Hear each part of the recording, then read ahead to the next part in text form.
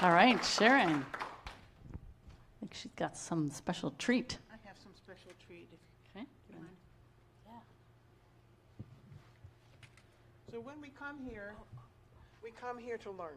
We come here to experience this whole event. We come not knowing too much, right? And these are a little gift from me to you. They're on the table. But when we come, if I had scissors, I'd trim away some of my fear to a quarter of an inch. And then we'll take the knowledge that we learned here and the experiences, and we fill our cup. And then what we do with that cup,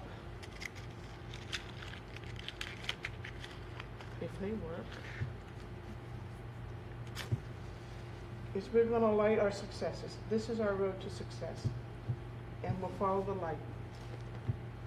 And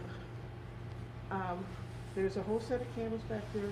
I wish each of you to take one home with you so that you can keep this light going as we leave this place. We want to thank you, Ann, for Thank you. presenting this and leading us the way to success. Awesome. Thank you.